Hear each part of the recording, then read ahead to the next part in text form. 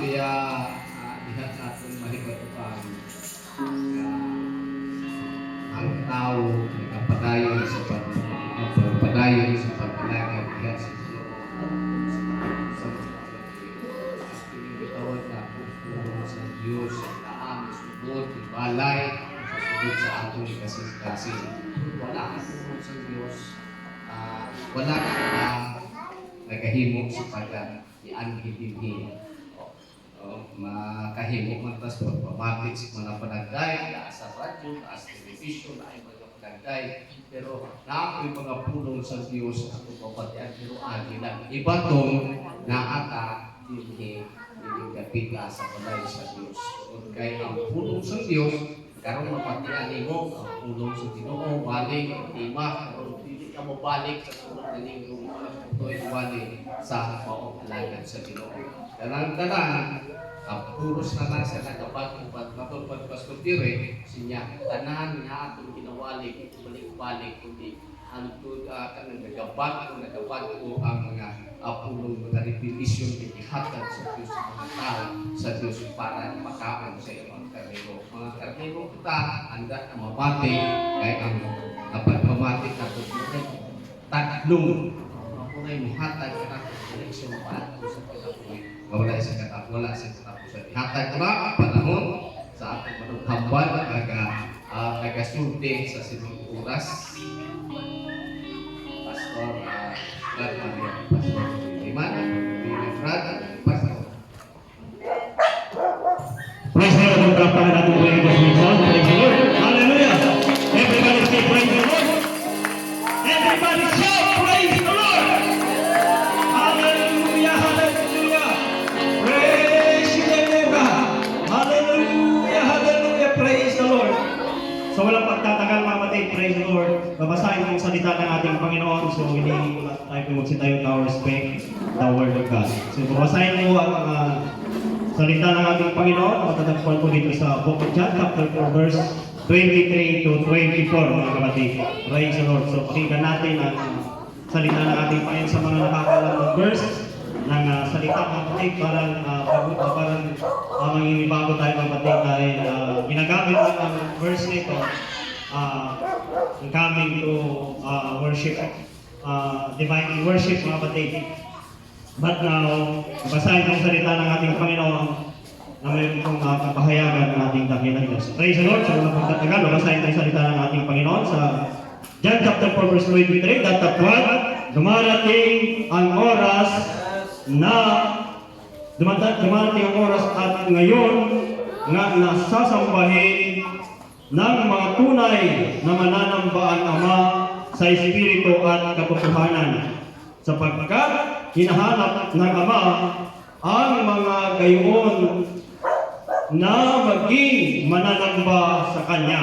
Ang Diyos ay Espiritu at ang mga sa Kanya'y sumasamba ay kinakailangang magsisamba sa Espiritu at katotohanan. Sa uminang si Pastor sa mga sa salita. Muli po, Panginoon, nagpapasalamat po kami sa pagkakataon na amin pong napakinggan ang iyong mga dalisay na mga salita. Maliban na lamang, Panginoon, kapahayagan iyong ibibigay. Mamangha po kami sa kalaman na iyong ibibigay sa amin. Panginoon, ngayon, samantalang ang iyong kabanglingkod ay upong maging daluyan. Ang aking pong dalangin, Panginoon, na ikaw po ang siyang mag-anoint. Langisan niyo nawa ang kanyang isipan, ang kanyang bibig, upang kanyang dalhin na mayroon pong bisa, kapangyarihan, ang iyong mga salita. Yaman ang iyong mga salita na aming napakinggan na ang bawat sumasamba ay kailangang sambahin ang Panginoon sa Espiritu at katotohanan. At yan po ay nakaugnay sa pananampalataya. Kung walang pananampalataya, sino man ay hindi po maging karapat-dapat. Salamat po, Panginoon, sa iyo pong ibibigay na mensahe in Jesus' name. Palagpakan po natin. Hallelujah, praise the Lord. Hallelujah, hallelujah. Bawang magsupong ang batid, alam mo sa mensahe, the true worshiper of God. Hallelujah, praise Lord. Ang tunay na mga mananamba sa Diyos, mga kapatid. Praise God. So, may tatlong pinahayag ang ating Panginoon. Lahat naman tayo, mga kapatid, na bago tayo tinawag sa ating Panginoon, pinili ng ating Panginoon. And of course, I know na mayroon tayong kapahayagan na salita mula sa ating Panginoon. Praise the Lord. So ito yung dumating na kapahayagan sa ating Panginoon, sa ating buhay, mga kapatid. Ang tatlong mga dapat tunay na mga mananamba. Dito yung isa yung humble themselves, yung pagpapakumbaba. At ang pangalawa yung fellowship. Amen. At ang pangatlo, mga kapatid, yung tinatawag na give thanks. Amen. Praise the Lord. So ayon po sa talata na ating binasa, mga kapatid, in the book of John, mga kapatid, dito natin matatagpuan yung panahon na siya po ay naglalakbay ang ating Panginoon mula sa Galilea papunta sa tinatawag na Judea to Galilea, mga kapatid. Kung may papansin tayo sa lugar na iniiwasan ng mga Hudiyo, mga kapatid. Ang lugar na ito yung tinatawag na Samaria, mga kapatid. Yung Samaria, mga kapatid, iniiwasan ito ng mga Hudiyo dahil ang pagkakalam nila sa mga tao na nakatira sa Samaria, mga kapatid, ay masasama, hindi sila dapat ay kalubilo sa mga Hudiyo, mga kapatid. Ngunit pansinin natin, mga kapatid, ito mga hintil. Mga hintil ito, mga kapatid. Kagaya natin, mga kapatid. Praise the Lord. Supurihin ang ating Panginoon dahil may kapahayagan dito ang ating dakilang Diyos, mga kapatid. Dito, ipinakita ng ating Panginoon. Pinakita ang isang mga apostoles, mga kapatid, hindi sila makapaniwala kung bakit ang Panginoon ay dumaan mismo sa lugar na kanilang iniiwasan, mga kapatid, ang Samaria, mga kapatid. At ang pinakamagandang tagpo nito, mga kapatid, talagang hindi ito nagkataon o hindi ito tinatawag na aksidente lang.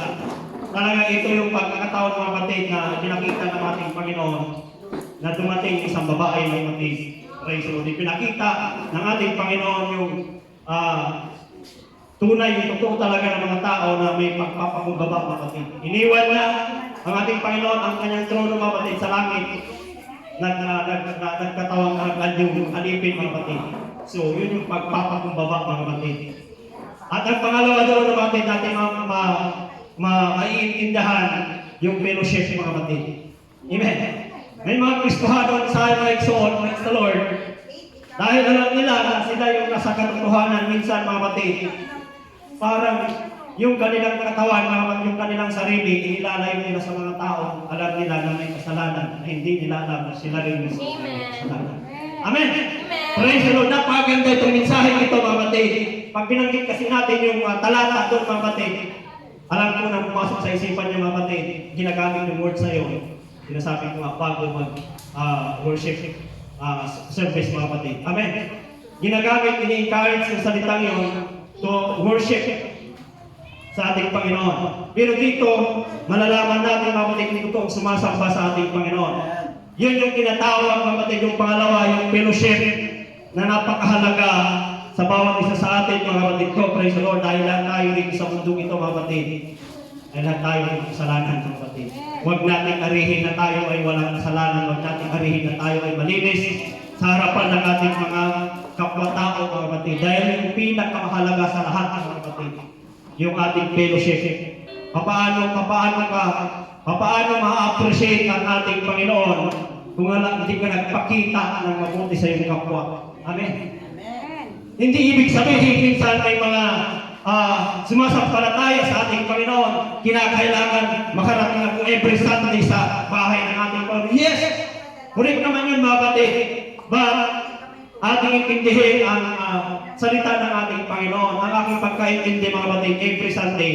Kaya tayo dumadalo, mga kapatid. Ito po yung ating training ground. Amen. Hindi ito patungkol ng ating Panginoon, mga kapatid. Patungkol ito sa atin, mga kapatid. Yung pagdalo natin every Sunday, sabi nga sa Hebrews chapter 10, verse 25, huwag ninyong kaligtaan ang yung pagkatipon-tipon kagaya ng iba. Mga karalan kayo, mga palakasan kayo, lahat na lamasin sa kalapit na babalik ng ating Panginoon. Amen. Ang ating pagkakatipon, mga kapatid, hindi patungkol ito sa ating Panginoon. Although nakakaluwalhati sa ating Panginoon, training ground po natin ito, mga kapatid. Pero ang totoong sumasamba sa ating Panginoon, pakinggan natin ang kanyang mga salita, mga kapatid, dahil masusundan talaga natin yung katotohanan, mga kapatid. Praise the Lord. Amen. Na ang ating Panginoon mismo ay nagbigay ng example, mga kapatid. Na ang mga Hudyo, yung kanyang mga alagad mismo, mga kapatid, sila ay nagulat dahil ang ating Panginoon ay nakikipag-fellowship sa babaeng Samaritana, mga kapatid. Doon ipinakita ng ating Panginoon na kinakailangan natin makipag-fellowship sa mga tao na nasa labas, mga kapatid. Amen. Dahil sila rin, mga kapatid, pag tayo nakagawa ng mabuti sa kanila, mga kapatid, niluwalhati nila ang ating Panginoon. Remember that, mga kapatid, pag tayo nakita ng tao na gumagawa ng hindi maganda, na appreciate sila si Satan, mga kapatid. Ay, kung tao na to, magnanakaw na ito. Ano ito, kampong ito ng demonyo. Di ba? Pag tayo ay nakita ng mga nasasanglibutan, nakagawa tayo ng mabuti sa ating kapwa, mga kapatid, sino ang kanilang niluwalhati? Yes! Hallelujah! Napapurihan natin ang ating Panginoon. Amen! Praise the Lord! At ang pangatlo, ito yung pinakamaganda, mga kapatid, yung ating pagpapasalamat, mga kapatid. Dahil sinabi dito natin, kapatid, mga kapatid, in everything, give thanks. This is the will of God in Jesus Christ concerning you. Amen? Yun talaga yung nararapat, mga kapatid. Hindi po ibig sabihin, mga kapatid, na madutoon sumasamba sa ating Panginoong Diyos, mga kapatid. Yung mga, yes, maganda naman na lang tungkuri sa ating Panginoon, maganda naman na umiiyak tayo sa ating Panginoon. Maganda rin naman na tayo tinatawag na nagbibigay lugod sa ating Panginoon. But, balik tayo sa salita ng ating Panginoon, mga kapatid. Hindi po pwede, mga kapatid, na every Sunday, nag-isisisi ka diha, gaambak-ambak ka diha, gahilak-hilak ka diha, mga kapatid. Pag uli mo sa imong balay, imong batasan naman kausapan. Amen? Praise the Lord. Dito ay pinaparating ng ating Panginoon na matutong sumasamba sa Kanya, mga kapatid, ay sumasamba sa Espiritu at katotohanan. Amen? Espiritu at katotohanan, mga kapatid. Pag sinabing Espiritu at katotohanan, mga kapatid, wala kang mailihim, mga kapatid. Amen? Kahit pa tayo, mga kapatid, nasa tahanan, mga kapatid, sa ating pamilya, pag pinagawa natin ng mabuti ang ating mga anak, ginagampanan natin yung responsibilidad sa ating pamilya, mga kapatid, pagsamba sa Diyos yan. Amen? Why? Pakinggan nyo, mga kapatid, may mga pamilya na nag-away-away dahil ang padre ni pamilya, bisyuhanon, na-appreciate sila ang demonyo, mga kapatid. Pero pag nakakita sila ng pamilya, mga kapatid, na maganda yung kanilang relationship, maganda yung kanilang pamumuhay, maganda yung kanilang pakikitungo, may respeto sa bawat isa, kapatid, pagsamba pa rin sa Diyos yan. Amen. Pag nakagawa tayo ng kapayapaan sa ating kapwa, mga kapatid, lalo-lalo sa labas, mga kapatid, pag tayo ay nakagawa ng kabutihan, ma-appreciate nila ang Diyos, mga kapatid. Amen. Hallelujah. Purihin ang ating Panginoon, mga kapatid. Praise the Lord. Hindi ko ganun kahaba ang mensahe, mga kapatid, dahil kilala niyo ako, mga kapatid. Point lang ako, mga kapatid. Wala akong masyadong maraming dadak. Basta mag-point ibig sabihin, mga kapatid. Hallelujah. Naintindihan ninyo sa kapahayagan na abot na aking isipan, mga kapatid. Purihin ang ating Panginoon. Hallelujah. Buksan natin ang aklat ng Roma, mga kapatid. Ito, napakaklaro nito, mga kapatid. Romans chapter 12, verse 1, mga kapatid. Sabi dito, kaya nga, mga kapatid, ipinamamanig ko sa inyo, alang-alang sa mga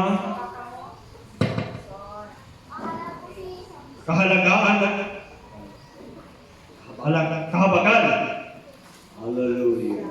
Kahabagan ng Diyos na inyong ibigay ang inyong mga katawan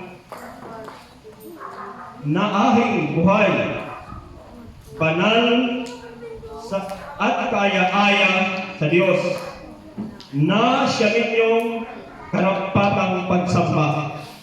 Amen. Mas klaro pa, kapatid, sa verse 2. Dito napakaklaro, kapatid, ang ibig sabihin ng salita ng Diyos, mga kapatid.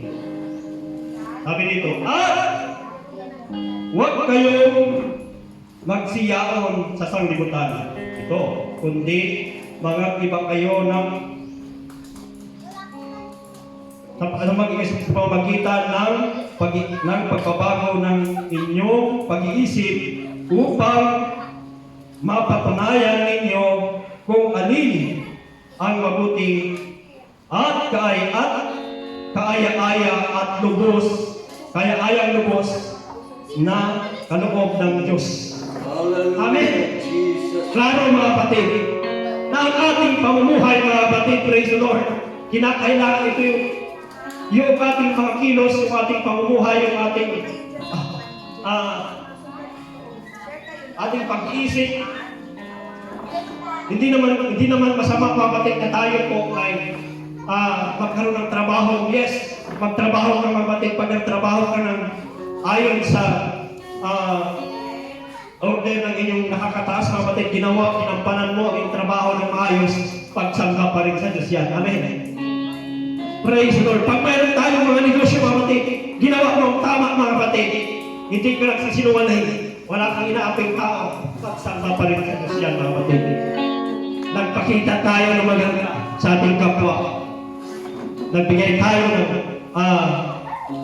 ng oras para sa ating kapwa mga kapatid.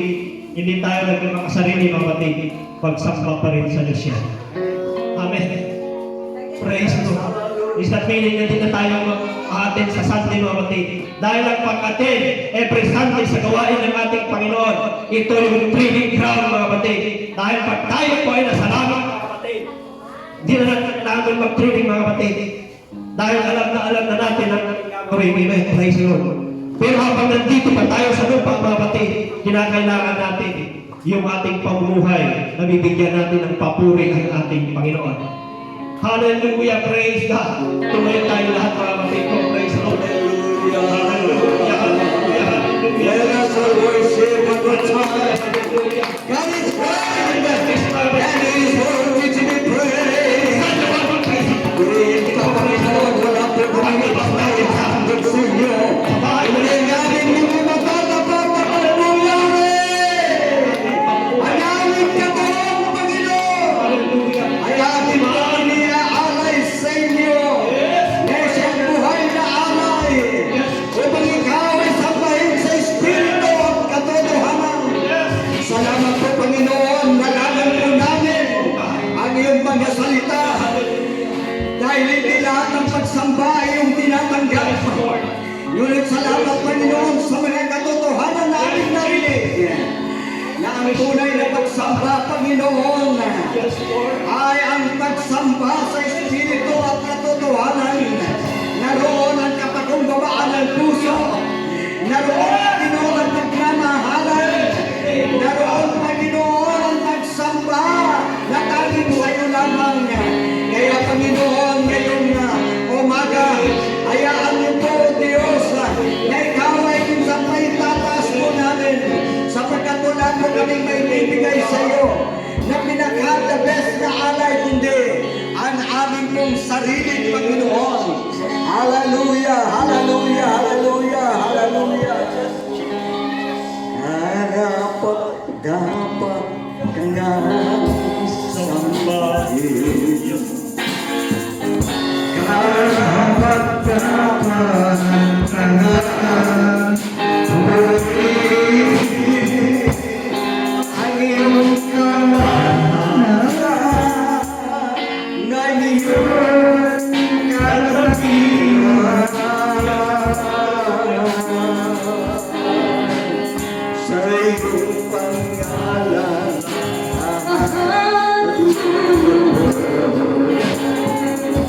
Sa iyong pangalan ay nagkakalinga. Sa iyong pangalan mayroon kahit saan. Ikaw si Jesus, ang manunod.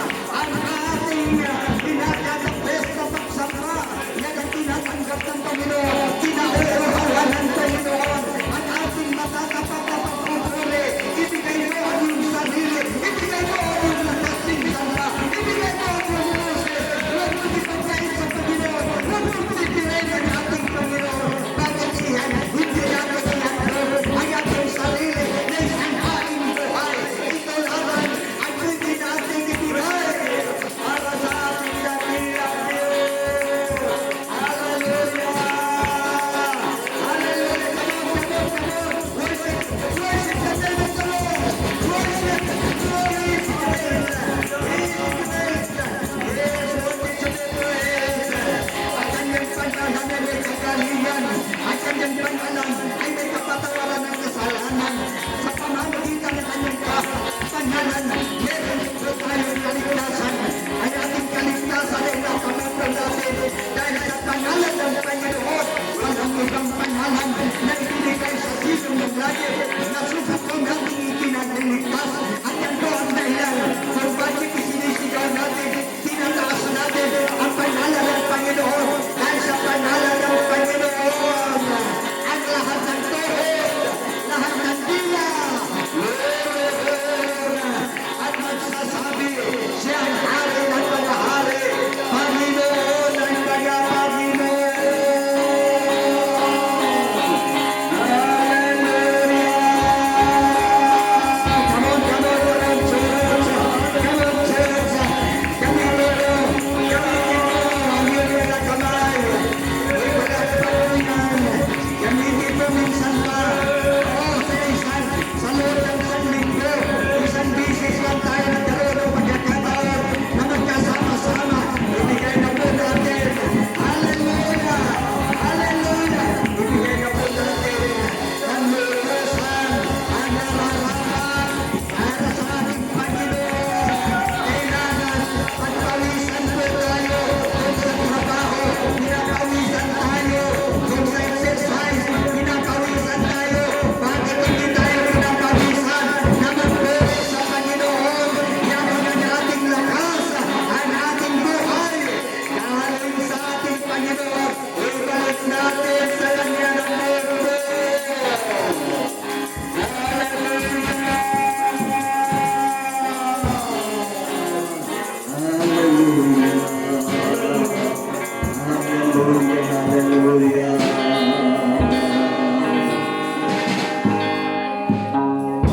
Sa iyo din pasalamat ko ang taus. Hanap ng ako'y minahal at iyong tinubos. Hallelujah! Di kaya ang sa langit. Oh, nais ko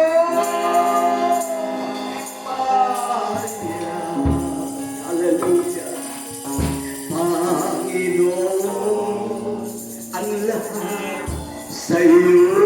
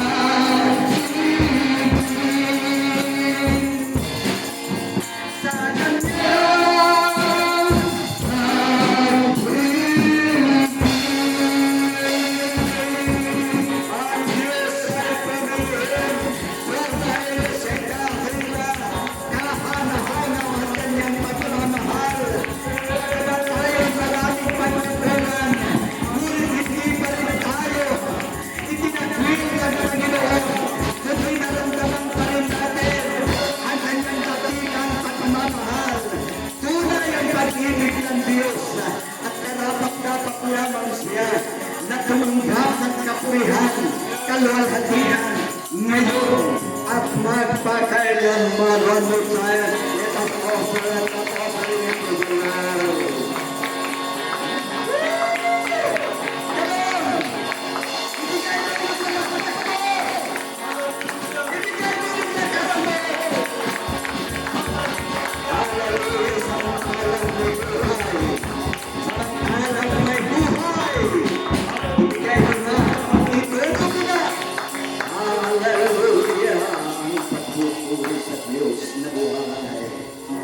Hallelujah, hallelujah, hallelujah, hallelujah, hallelujah. Dakilang Diyos na makapangyarihan sa lahat. Utang po namin sa inyo ang aming buhay. Kaya po, Panginoon, sa abot po ng aming mga kaya, Lord, ang pinaka-the best na ibigay na po namin, Panginoon.